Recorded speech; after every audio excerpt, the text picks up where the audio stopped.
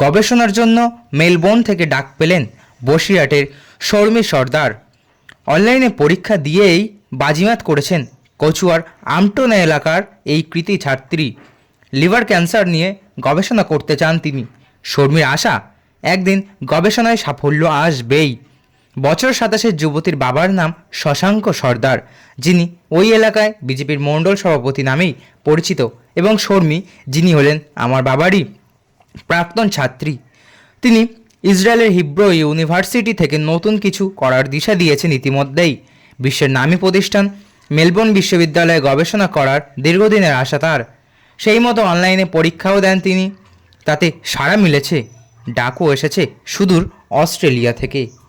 Australia university of মেলবোর্নে পেয়েছি, যেটা আমার কাছেও একটা স্বপ্নের মতো লাগছে। এখনো পর্যন্ত বিশ্বাস করতে পারছি না, যেটা পৃথিবীর টপ ইউনিভার্সিটি 10-এর মধ্যে 1 নম্বরে আছে। তো আমি বলতে চাই যে আমি অফার লেটারটা পেয়েছি জুনের 12 তারিখে, আর ওয়েট করছিলাম স্কলারশিপের জন্য, গভর্নমেন্ট স্কলারশিপ অস্ট্রেলিয়ান। তো ওটা আমি পেয়েছি 15ই জুলাই। ভিসাও আমি পেয়ে গেছি। তো এবার যাওয়ার উদ্দেশ্যেই রওনা হওয়ার পালা।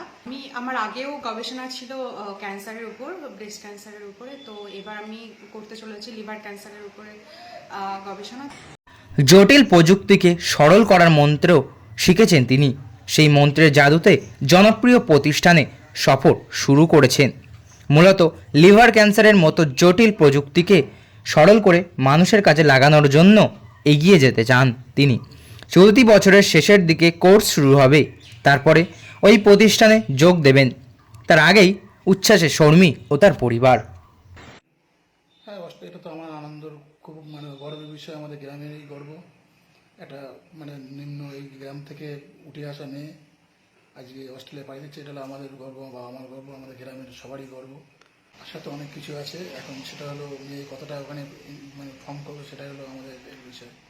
হ্যাঁ, আমি চাই মেয়ে ওখান থেকে গবেষণা করে ফিরে দেশের জন্য, জানি ও লিভার ক্যান্সার নিয়েই পিএইচডি করছে, তো ওখান থেকে ফিরে এই লিভার ক্যান্সারের উপর এখানে দেশের মানুষের পাশে থাকে, দেশের মানুষের যারা যেসব মানুষেরা এই রোগে আক্রান্ত তাদের পাশে থাকুক।